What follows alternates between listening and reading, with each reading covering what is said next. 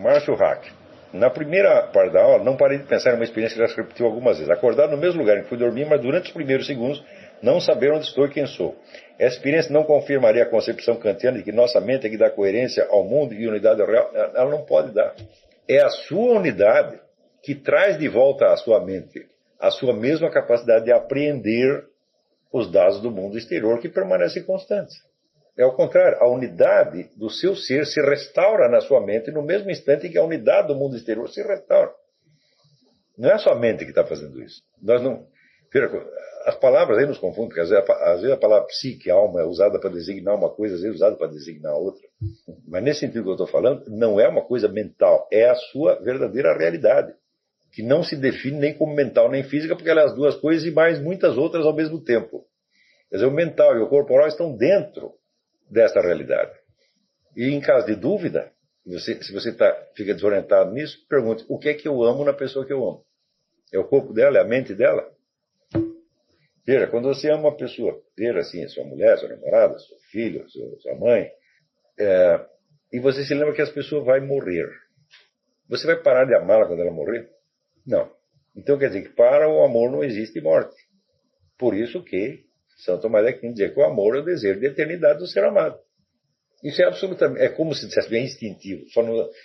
A palavra instintivo designa uma coisa da natureza animal. Mas é uma figura de linguagem, não é uma coisa... Não é instintivo, é espontâneo. Espontâneo e absolutamente incoercível. Então, o ego é a sua alma imortal? Sim. Esse é o verdadeiro eu. Né? O outro, vamos dizer, o eu carnal é apenas uma coisa provisória que muda muitas vezes durante a vida. Né? Mas para ele poder mudar, ele tem que ter uma substância que permanece. Não é isso? Então, nós nos vemos de muitas maneiras no decorrer da vida, mas para que essas maneiras possam se suceder, elas têm que suceder a alguém, tem que haver um sujeito embaixo. Olá, como é possível que a gente não possa esquecer da nossa própria alma imortal e, de algum modo, amar a alma imortal de uma outra pessoa? Aí é que está, a alma imortal continua existindo do mesmo modo, ela não vai sumir, não é porque a cultura desapareceu com ela, é porque você não tem instrumentos linguísticos, a coisa desaparece, a realidade continua sendo a mesma. Apenas a nossa conversa, a conversação cultural é que está errada, entendeu? Mas o fenômeno do amor humano está aí comprovando que a coisa não sumiu. Não é isso? Quer dizer, o desejo espontâneo que nós temos, proteger da morte os seres amados. Sabemos que não vamos proteger para sempre, fisicamente. Mas o desejo de proteção se prolonga espontaneamente no desejo de eternidade. Nós temos isso com todos os seres que nós amamos. Todos sem exceção. E é exatamente este eterno nele o que nós amamos. Que é o verdadeiro ser deles. Você está entendendo? Não é uma experiência mística. Não é uma experiência mística, mas estado alfa. Você pode ter esse senso da presença, da sua própria presença imortal, agora mesmo. Só não procure transformá-lo num estado psíquico. Deixa o estado psíquico passar. Ele não tem importância. Está entendendo? Claro que ele pode ter importância em outro momento, mas agora não. E além disso, é possível coexistir esta percepção com qualquer estado psíquico. O estado psíquico vai passar de qualquer maneira. Então não é que preciso aqui entrar numa sala aqui para meditar, preciso entrar num estado, não sei o que. Não é isso. É questão de mudar o sentido que você dá à palavra eu. Para você mesmo. Está entendendo? Aqui, Fernando José da Silva pergunta. Não sei se aconteceu com outros alunos, mas durante a aula de hoje, quando o senhor falou da alma imortal, do eu absoluto, não é bem absoluto, né? Absoluto só Deus. É imortal, entendeu? Né? Eu vivenciei uma espécie, desculpa o termo, de arrebatamento místico. Tenho treinado meditação do tipo zen budista há algum tempo e nunca presenciei nada semelhante. Quem tem alguma prática das meditações, naturalmente fará isso que eu estou dizendo com mais facilidade. Agora, eu vejo todas essas práticas, todas essas técnicas, o problema é que elas ficam encaixadas numa esquemática doutrinal que está errada. Às vezes numa metafísica errada. Essa coisa dos estados supraindividuais. Escuta, nós não temos uma verdadeira individualidade aqui terrestre, nós somos uma coleção de fragmentos. Né? É no plano da alma imortal que nós temos verdadeira individualidade. Se for para dissolver a individualidade, se a individualidade é apenas uma ilusão terrestre, tá certo? Então eu não poderia ter nenhum acesso à minha alma imortal em vida. E, no entanto, nós temos. Ele pergunta: o processo de localização do eu absoluto tem alguma identificação com o resultado preendido por um praticante de meditação? Sim, certamente. Toda meditação visa isso, mas acontece que, por causa, vamos dizer, da linguagem usada, da formulação frequentemente inadequada, às vezes formulação feita para outras épocas e outros contextos, né? Nós nos equivocamos.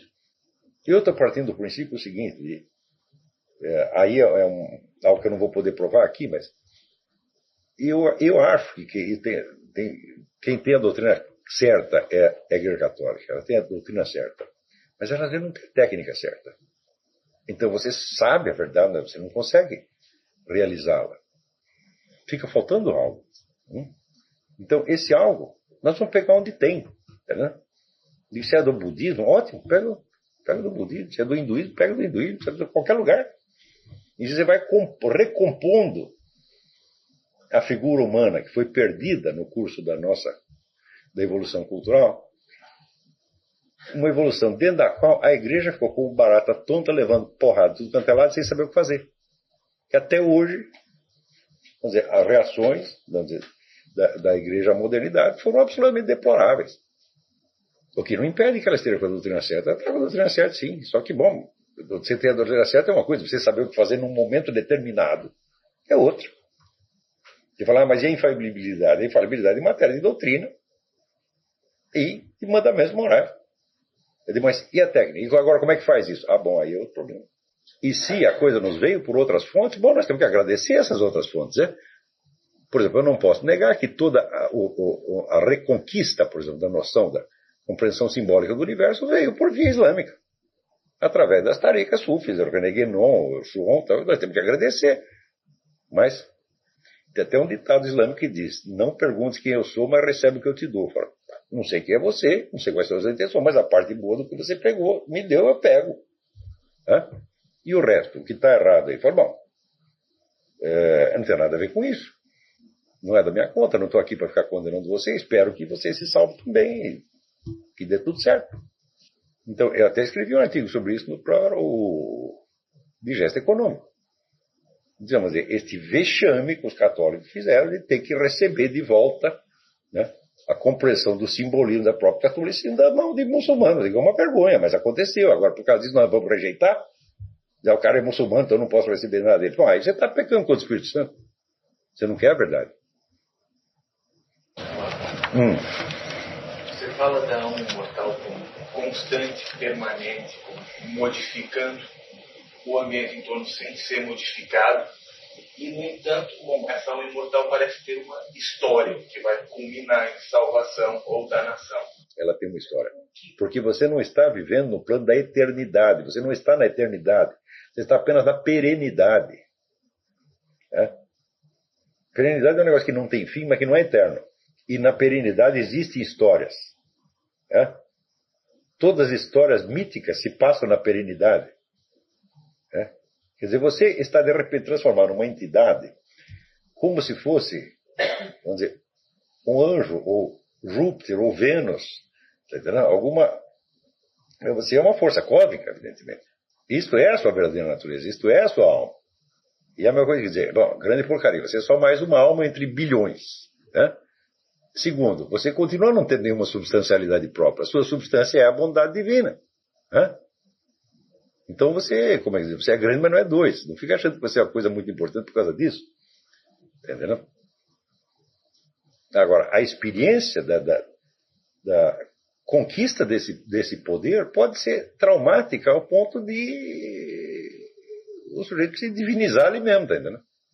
Então, por isso eu estou avisando. Quando você chegar lá, não peça mais nada, tá entendendo? Você peça só essas duas coisinhas, porque se você pedir isso aí, você não erra. E se é isso que você realmente quer, isso Jesus Cristo disse. Aquilo que você pedir com fé, você acreditando, quer dizer, a plena realidade daquilo. Eu tenho fé, eu sei que é a bondade divina que me constitui, que é a minha substância. E é isso que eu quero por toda a eternidade. Deus não resiste a isso. Isso Cristo disse. Aquilo que você pedir com fé em meu nome não será negado. Então, se você pedir isso, fala, batata. Mas não é a alma carnal que vai pedir, é? Quer dizer, você tem que pedir no momento em que você está plenamente consciente desta sua modalidade de presença. Que não é uma presença nem na terra, nem no céu, nem no espaço. É uma coisa supraespacial, abrange todo o espaço. Ele não exclui, não está fora do espaço. Aquilo que abrange, contém necessariamente. Nesse ponto, como é que está a questão do mal aí? Seria um extrapolamento disso? A pessoa se achar que pode tudo, que ela mesma é acima de tudo, a maldade que se daria. É claro que está, mas este não foi o problema do próprio demônio? Né? O demônio não era uma força cosmogônica? Só que ele achou que ele era causa sui, causa de si mesmo. O que é uma tentação terrível. Se foi até para ele, que já tinha nascido assim, quanto mais para nós. Que de repente nos sentimos elevados, sofremos esse upgrade, e descobrimos como Spinoza sentimos e experimentamos que somos eternos. Então, você saber isso, você não tem outra substância senão o amor divino. Você é isto. Não é que você foi criado por isso. O amor divino pode criar uma outra coisa que não seja amor divino? Não, seria fazer buraco na água.